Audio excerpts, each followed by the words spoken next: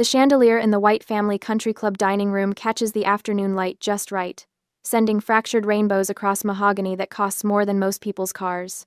I watch dust motes drift through Eleanor's cloud of Chanel No. 5.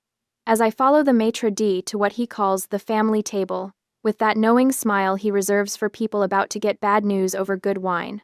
Arthur checks his Rolex before I even sit down. Third time in 30 seconds. Eleanor adjusts her pearls with the precise motion of someone who has practiced this gesture in a mirror. Meredith positions her iPhone at an angle that would make a film student proud, her smile sharp enough to draw blood. Everyone in their assigned seats. Everyone playing their part in whatever intervention they've rehearsed. Rebecca. Eleanor's voice has that particular warmth she uses when she wants something. You look lovely, darling. I'm wearing the same gray sweater I wore last Tuesday. She didn't notice it then either. I sit in the chair the maitre d' pulls out, the one that faces all three of them like I'm about to defend a dissertation to a hostile committee. The leather creaks. Someone in the kitchen drops a pan. Normal sounds in a very abnormal moment. Eleanor slides a slim velvet box across the table, the kind of box that usually holds jewelry. Her fingers leave it positioned exactly between the salt and pepper shakers, perfectly aligned with the table's edge. A fresh start, darling. We think you'll adore Austin. I open the box. One-way plane ticket. Departure in 48 hours. Arthur places a check beside it with surgical precision, his banker hands steady. Your seed capital. Rebecca. $5,000. Use it wisely. The check is already signed. Already dated. They printed it before I even arrived. Meredith shifts her phone a fraction of an inch to the left, getting my face in better light. Her Yale Law Review editor's smile widens. She's been waiting for this moment, probably planned which filter she'll use when she posts the video. I recognize this performance. The synchronized movements. The rehearsed lines. They've been planning this for months, and I'm supposed to crumble right on cue. My mind drifts back to last year, the annual White Family Charity Gala at the Ritz-Carlton. I'd come straight from TerraSense field testing, and hadn't had time to change. My hiking boots were still a bit dusty. I thought they'd understand. I thought maybe this one time, my work would matter more than appearances. Harrison Blackwood cornered me near the champagne fountain. Arthur's most important client. The one who controls half of Arthur's quarterly bonuses. His laugh cut through the string quartet. Arthur, I didn't know you hired the garden staff for your parties. Arthur's face drained white. Eleanor's hand found my elbow later, her fingers digging in hard enough to leave marks. You humiliated this family, Rebecca. It will not happen again. That was the night they decided. I could see it in the glance Arthur and Eleanor exchanged over their champagne flutes. The Austin exile crystallized in that moment, fully formed. The pattern started long before that, though. I was 8 when Meredith's piano recital overlapped with my science fair. I'd won first place. Created a working water filtration system from household materials. Miss Peterson said it was the most advanced project she'd seen in 20 years of teaching. Rebecca understands sacrifice, Arthur told me in the car. We were driving to Meredith's recital. My trophy stayed home on the kitchen counter. I understood sacrifice. I understood that debate team got canceled so Meredith could have mock trial. That internships got declined because family obligations always meant Meredith's needs. That my environmental science degree was expensive charity work, while her Yale Law acceptance was framed in the dining room. I understood that I was the daughter who just didn't quite fit. Eleanor watches me now, waiting for tears. Arthur's already reaching for his water glass, preparing his tough love speech. Meredith's thumb hovers over the record button. I let the silence stretch. Let them savor it. Let them think they've won. Thank you. My voice stays level. Steady. I'll be smart with it. Arthur's shoulders drop. Eleanor's smile turns genuine. The Rebecca problem, finally solved. Meredith's disappointment flickers across her face. No tears for her video. No drama for her Instagram story. I fold the check with deliberate care, crease it once, and slip it into my purse. The paper is thick, expensive. The kind of check Arthur uses for important transactions. They don't know about the wire transfer. $8,500,000, confirmed 48 hours ago. Sitting in my account while they hand me $5,000 like it's a fortune. They don't know that Julian Vance, Agricor's CEO, called me personally. That Professor Kalin forwarded my recovery data to the Agritech Summit. That their daughter, the embarrassment, the one who doesn't quite fit, built something worth buying. Arthur raises his wine glass. To fresh starts. I raise my water glass and smile. Let them think it's gratitude. It's not. 6 months before the Velvet Box and the Austin ticket, I sat in Professor Kalen's office at Stanford while he demolished my TerraSense proposal with the kind of precision surgeons use to remove tumors. The idea is fine, Rebecca.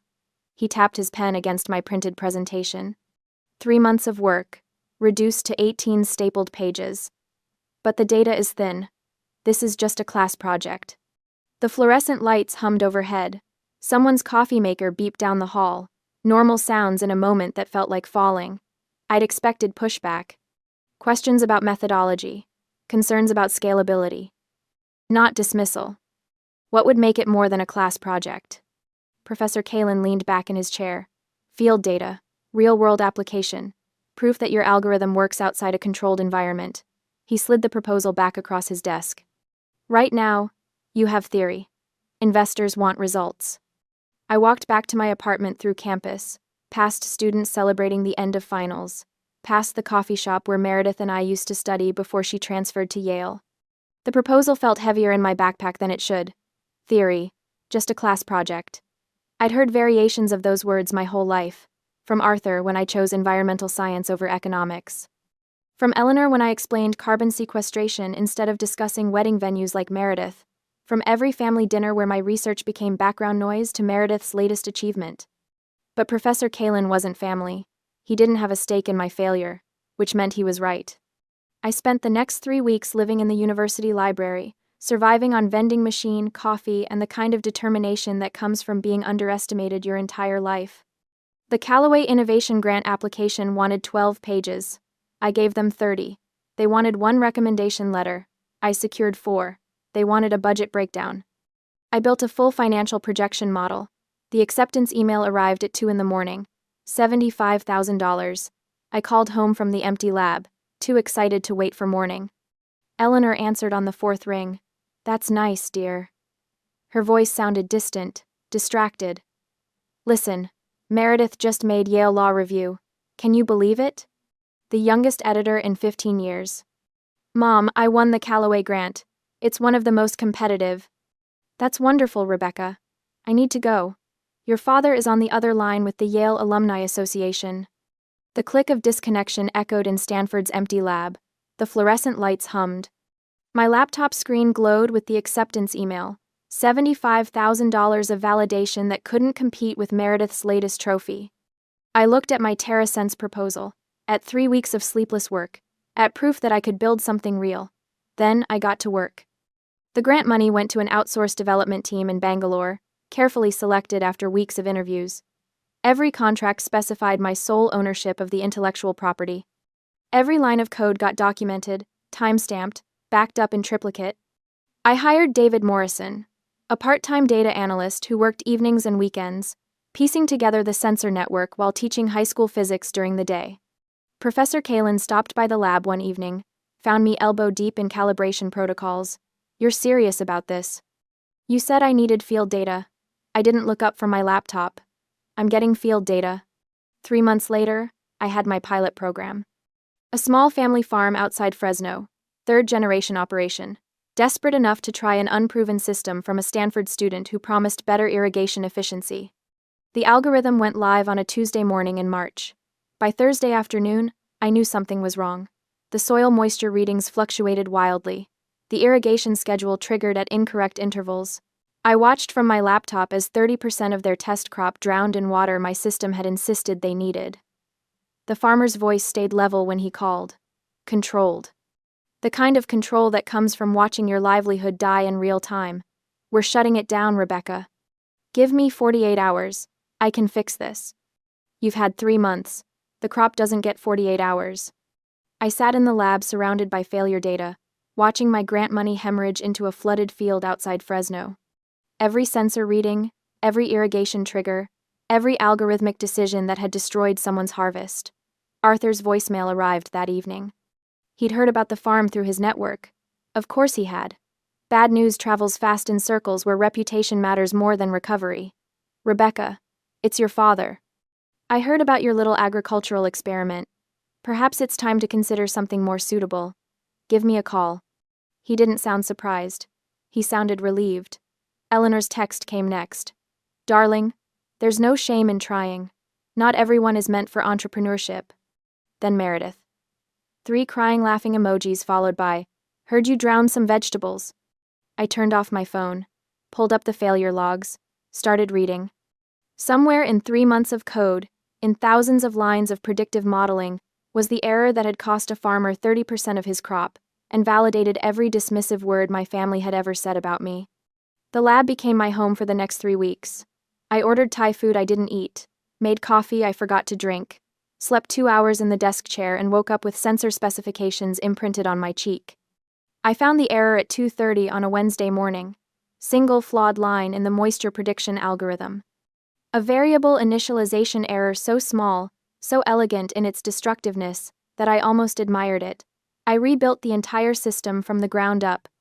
The new algorithm emerged 40% more efficient than my original projections. The recovery data showed something I hadn't anticipated: system resilience. Proof that the platform could identify its own errors, adapt, and improve. I sent the updated analysis to Professor Kalin at 4 in the morning. His response arrived an hour later. Conference room, 9 a.m., bring everything. When I walked in carrying 3 months of recovery data, he looked at my findings for 7 minutes without speaking. Then he picked up his phone and started dialing. I'm getting you a presentation slot at the Agritech Summit, he said. Don't make me regret this. Julian Vance sat in the 3rd row during my presentation, taking notes while I explained how catastrophic failure had produced a stronger system. How the recovery logs proved adaptive resilience. How TerraSense wasn't just functional anymore, it was revolutionary. His technical team called me 2 days later. 4 senior engineers on the line, interrogating every line of code, every data point, every projection. I'd spent 6 months documenting everything. Every decision, every setback, every breakthrough. My meticulous records became my greatest asset. The acquisition offer arrived 24 hours after that call. $8,500,000, Director of Sustainable Development at Agricor's Chicago headquarters. I saved the wire transfer confirmation but didn't tell anyone. Not Professor Kalin. Not David Morrison. Certainly not my family. That secret felt like power, like proof, like everything they'd never believed I could build. The dessert arrives in a crystal dish, the kind that catches light and throws it back like tiny accusations. Crème brûlée. My favorite, according to Eleanor, though I've hated the texture since I was 12. She never noticed when I'd push it around the plate at family dinners, creating patterns in the burnt sugar crust instead of eating. I lift my spoon. The sugar cracks with a sound that feels too loud in the careful quiet of our table. Arthur leans back in his chair, the leather creaking under his weight. He's moving into speech mode. I can tell by the way he adjusts his cufflinks first, then his collar, the same ritual he uses before client presentations. Rebecca, your mother and I have given this a great deal of thought.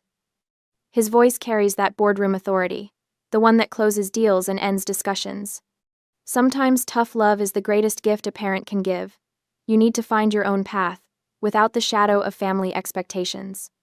The irony would be funny if it weren't so perfectly on brand. Family expectations are the only thing they've ever given me. Eleanor dabs at her eyes with a napkin that probably costs $40. Her tears are perfectly timed, perfectly placed, not enough to smudge her mascara, just enough to glisten. We want what's best for you, darling. A fresh start where you can really discover who you're meant to be. Who I'm meant to be. As if I haven't already discovered that in a Stanford lab at 3 in the morning, rewriting code until my eyes burned. As if I haven't already become exactly who I'm meant to be, and they just couldn't see it. Meredith's smile stretches wider. She stopped trying to hide her satisfaction.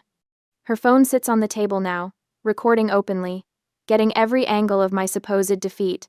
She'll edit this later, add a soundtrack maybe. Something inspirational about family and second chances. This is exactly what I needed, I tell them. My voice stays soft, grateful. Thank you, for seeing what I couldn't see myself. Arthur's shoulders relax.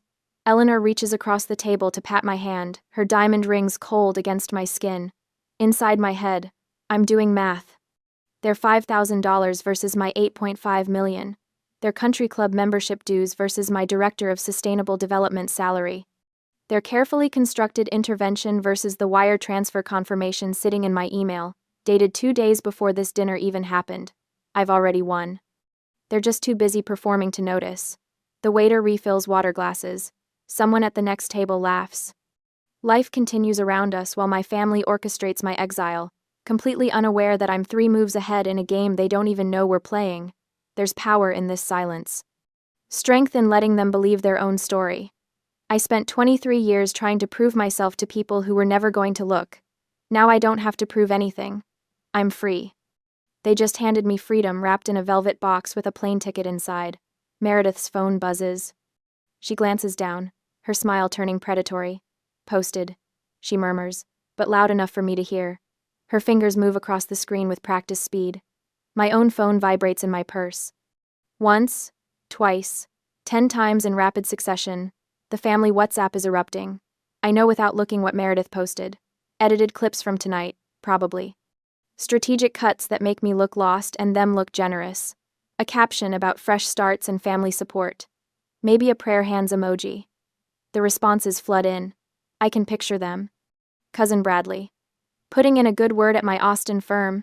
Marketing could be perfect for her. Aunt Patricia. Teaching? Something simple might be just the thing. Uncle James. These young people need guidance. Good for you, Arthur. The family narrative cementing in real time. Rebecca the failure. Rebecca the lost cause. Rebecca saved by family generosity. My phone vibrates again. Different pattern. Text message, not WhatsApp. I wait until Eleanor excuses herself to greet someone across the room. Until Arthur gets pulled into a conversation about interest rates with a passing colleague. Until Meredith is distracted by her own social media engagement metrics. Then I check. Professor Kalin. Heard about Agricor. Don't let anyone dim this light. I close my eyes, open them.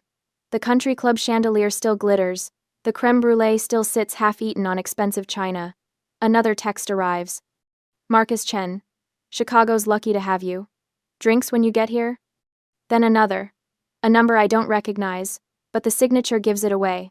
Apartment viewing schedule attached. Welcome to the team. Julian Vance's office. 2 phones, 2 lives. One for the performance, one for reality. The Whites are still managing my narrative on the family WhatsApp. Still posting and commenting and reshaping my story into something they can control. Still painting me as the family project, the one who needed saving. Meanwhile, Agricor's legal team is finalizing my employment contract. My apartment in Chicago has a view of Lake Michigan. Professor Kalin is recommending me for speaking engagements. Marcus is adding me to his personal network of founders who actually built something. Chosen family versus blood family. The contrast has never been clearer. Eleanor returns to the table, followed shortly by Arthur. Meredith finally puts her phone down, satisfied with her documentation of my downfall. Walk me to my car? Arthur asks. Not really a question. Outside, the parking lot smells like money. New leather and imported cologne and the particular scent of privilege that clings to expensive things. Valets move between vehicles that cost more than most people make in a year. Arthur's Mercedes sits under a light, gleaming black paint reflecting our shapes back at us in distorted mirror. He turns to face me. His expression has softened into something he probably thinks looks paternal. This is for your own good, Rebecca. Someday you'll thank me. The night air is cool. I can hear other families leaving the club. Laughter, car doors. The ordinary sounds of people who haven't just orchestrated an intervention over creme brulee. I already do, Dad. I meet his eyes. You've taught me exactly what I needed to learn. Confusion flickers across his face. He's trying to parse my words, looking for sarcasm or bitterness. He won't find it. I mean every word. He taught me I was on my own. He taught me that some people will never see your value, no matter how much you achieve. He taught me that sometimes the greatest gift is discovering you don't need someone's approval after all. These are lessons worth $8.5 million. Good. He clears his throat. Austin will be good for you. Fresh perspectives. I nod. Let him believe it. Back inside, Eleanor is calling Rebecca's college friends.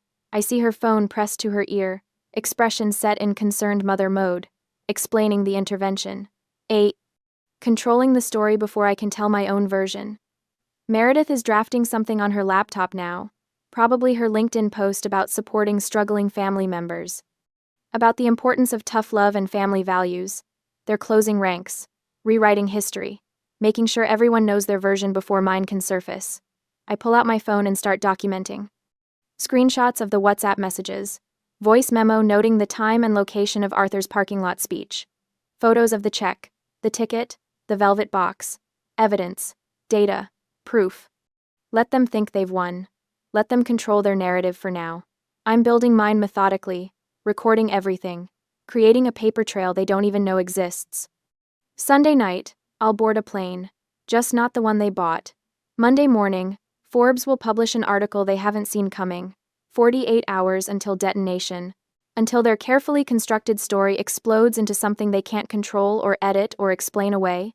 I return to the table. Eleanor is crying again. Meredith is calculating her social media strategy. And I'm smiling. Really smiling. Because they just handed me the greatest gift. The freedom of having nothing left to prove. Sunday morning light filters through my apartment windows, catching the dust from 2 open suitcases on my bed. I'm folding a thrift store sweater when the doorbell rings. Unannounced. Exactly like Eleanor. I check the peephole. There she is, holding a Starbucks cup like a prop, her Sunday brunch outfit perfectly pressed. Darling, I thought you might need help packing. She sweeps past me before I can answer, her eyes already scanning my apartment with the precision of a home inspector. Moving is so overwhelming. Overwhelming. As if I haven't orchestrated 3 international shipping containers and a corporate relocation package in the past week. I gesture toward the suitcases. Just finishing up. Eleanor sets her coffee on my kitchen counter without using a coaster. She picks up my Stanford diploma from the pile next to the suitcase, runs one manicured finger across the frame. You won't need your diplomas in Austin, dear. Fresh starts mean leaving everything behind. The diploma is a duplicate, the real one shipped to Chicago on Tuesday. You're right, Mom. I take it from her hands, set it back down. Fresh start, new beginning. Her smile blooms genuine. I'm so glad you understand. She moves to my closet, pulls out my interview blazer. The good one. Navy wool, tailored. And this is far too formal for Austin's casual culture. That blazer is already hanging in my Chicago penthouse closet. This one came from Goodwill yesterday for $19. I was thinking the same thing. I fold it into the suitcase with deliberate care. Eleanor watches me pack thrift store jeans, clearance rack blouses, everything carefully chosen to look like my actual wardrobe. She nods approvingly at each choice. Satisfied I'm dismantling my life correctly. Your father and I are so proud of how you're handling this. She perches on my bed's edge, careful not to wrinkle her linen pants. Not every young woman has the maturity to accept guidance with such grace. Grace. That's what she calls surrender. My phone buzzes. Eleanor's eyes flick toward it, but I'm faster. Julian Vance's assistant confirming my furniture delivery to the Chicago address. I silence it without reading the preview. Just the airline, I tell her, confirming my flight. Good. She stands, smooths invisible wrinkles. I'll drive you to the airport tomorrow. Make sure you get off safely. There it is. Not maternal concern. Verification. She wants to watch me board, watch the plane door close, confirm the exile is complete. That's really thoughtful, Mom. Her coffee sits abandoned on my counter, lipstick stain on the rim. She doesn't drink it. Didn't come here for coffee.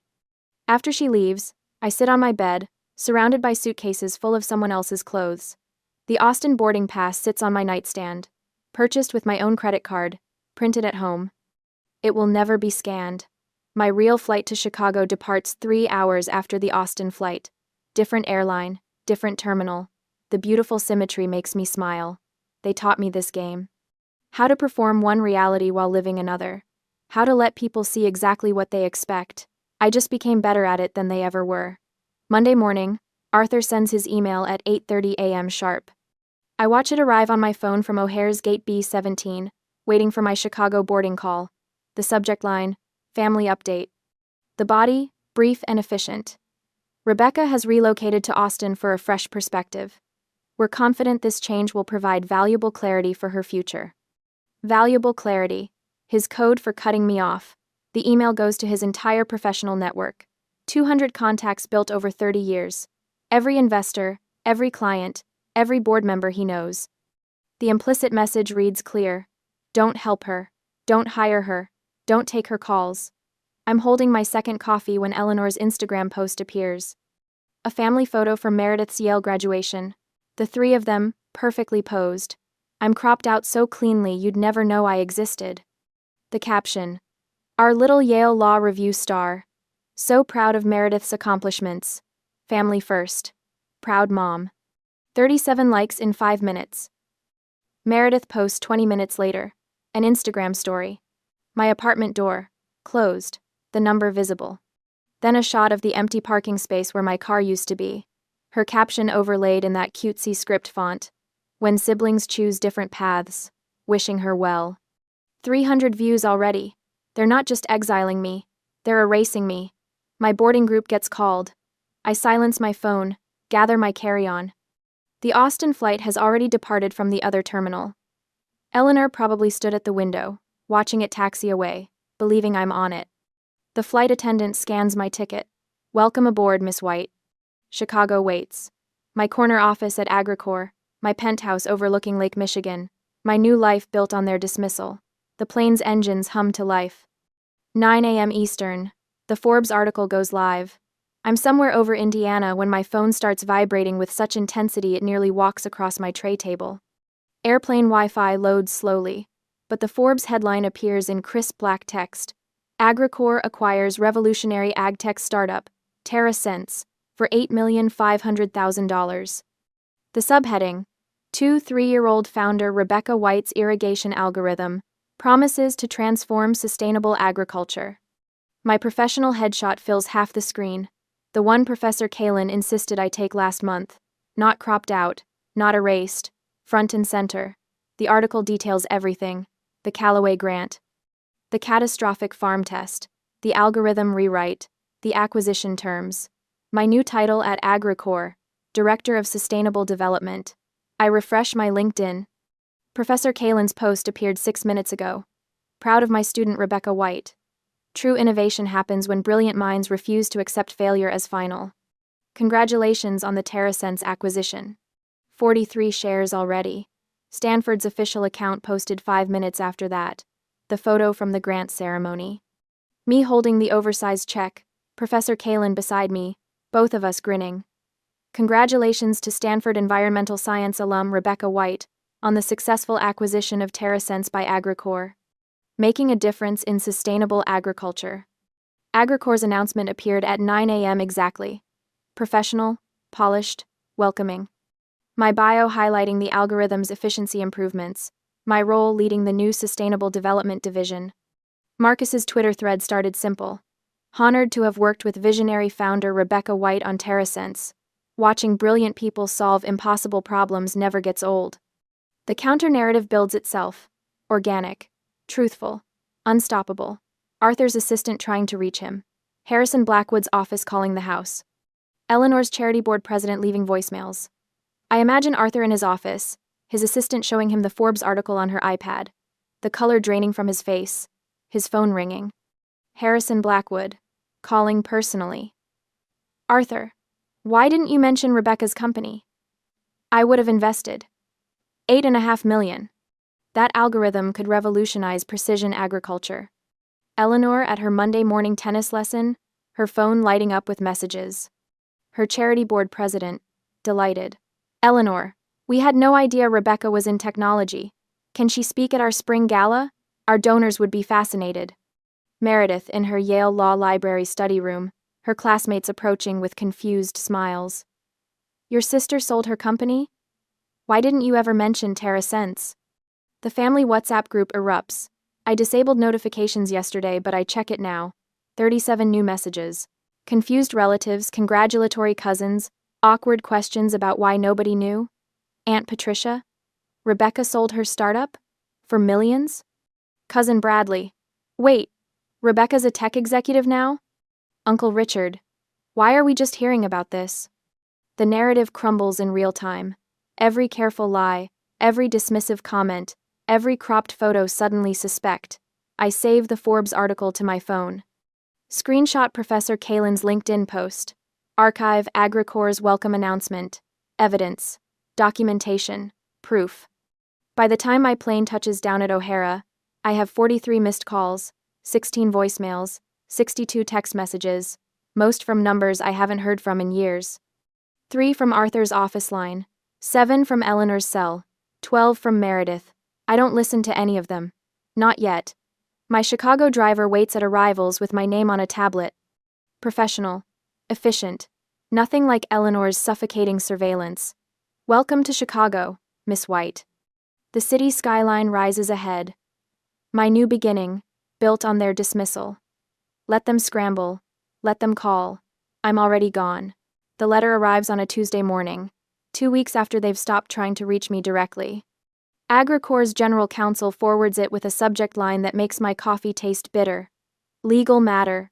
Requiring your attention. I open the PDF in my Chicago office. Lake Michigan stretches gray and chopless beyond my window.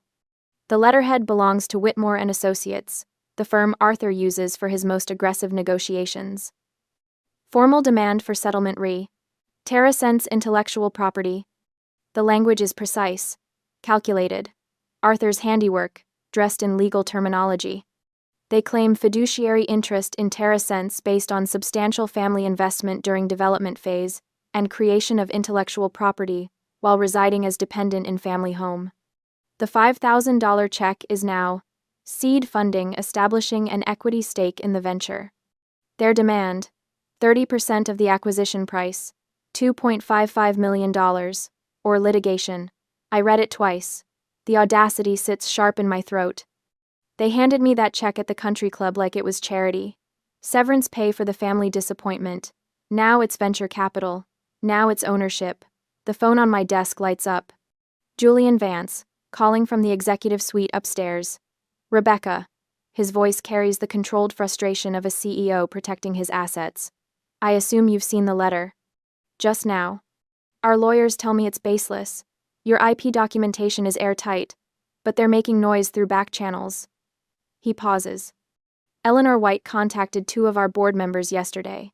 Concerned calls about family disputes and your stability. My jaw tightens. Of course she did. Eleanor knows exactly which threads to pull. Meredith's drafting an op-ed. Julian continues. Something about startup ethics and family obligations. Her Yale credentials give it weight she doesn't deserve. I close my eyes. The coordinated assault. Arthur applying legal pressure. Eleanor working her social network. Meredith building the public narrative. The same synchronized performance from the country club, scaled up to match the stakes. What do you need from me? I ask. Nothing yet. Our PR team is drafting a response. Vague but firm. We protect our people, Rebecca. His tone shifts, becomes almost paternal. But I need to know if there's any validity to their claim. Any verbal agreements.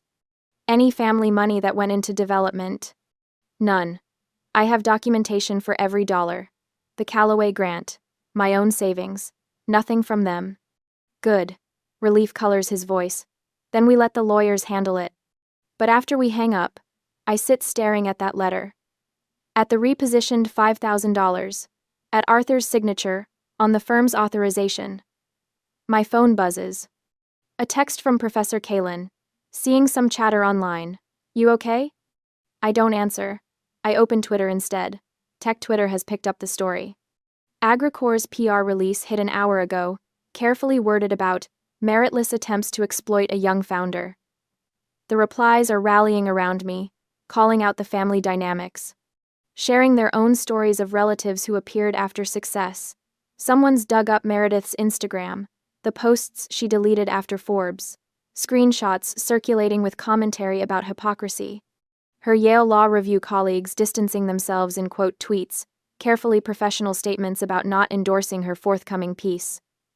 Arthur's reputation bleeding out in real time. Investment blogs questioning his judgment. Colleagues wondering why he didn't recognize his own daughter's potential. I should feel vindicated. Instead, I feel the weight of what they're willing to destroy to get what they want. Their own credibility. Their professional relationships. Whatever remained of our family. All for 30% of something they called worthless 6 months ago. I forward Arthur's demand letter to my personal email. Read it again on my phone. The legal argument hinges entirely on that check. Their seed funding, their investment during development. The check I never cashed. I open my mobile banking app. The check image is still there in my deposit queue, photographed but never processed. $5,000 from Arthur White. Memo line. Fresh Start Fund. Not TerraSense Investment. Not Seed Capital. Fresh Start Fund. Their own documentation betraying their claim. I could simply show Agricor's lawyers this image. Prove the check's true nature. Let them dismantle Arthur's argument in court filings and depositions. But that's not enough. That's playing their game on their terms. I tap Deposit Check. The app processes. 30 seconds of loading screen. Then, transaction successful. $5,000 deposited to your account. I screenshot the confirmation. The timestamp. The memo line. The full details. My hands are steady as I open my email. Forward the screenshot to Agricor's general counsel with a brief note. For your records. Full payment received and accepted. Then I compose a new email. Direct reply to Arthur's lawyer. CC. Arthur White, Eleanor White, Meredith White. Subject. Your client's final payment. Body. Attached. Please find my acknowledgement of your client's payment. Thank you for finalizing this matter. All future correspondence can be directed to my legal counsel. I attach the screenshot. The deposited check. Their investment accepted as exactly what they intended it to be. Payment. Severance. The price of my exile. My finger hovers over send. I think about 8 years old at the science fair. Meredith's piano recital. The accumulated surrenders. The lifetime of being the daughter who understood sacrifice. I press send. The email whooshes into the void. 30 seconds later, my phone shows 3 read receipts. Arthur, Eleanor, Meredith. The silence that follows feels absolute. I go to my contacts. Find Arthur White. Press block. Find Eleanor White. Press block. Find Meredith White. Press block. My phone feels lighter without them. Outside my window, Lake Michigan catches the afternoon sun. The water turns silver. A sailboat cuts across the horizon, moving towards something I can't see. I save their letter, the demand, the threat, everything documented, like always. But this time, the documentation isn't defense, it's victory. They taught me to keep records. To be meticulous, to prove everything. They just never considered I'd use those lessons against them. 6 months later, morning light pours through the floor-to-ceiling windows of my Chicago penthouse, turning Lake Michigan into hammered silver. I'm drinking coffee from a mug Professor Kalin sent me, the one that says, "Data doesn't lie," in faded letters. My TerraSense Innovator Award sits on the bookshelf, half hidden behind a stack of industry journals. I didn't mount it on the wall. Didn't need to.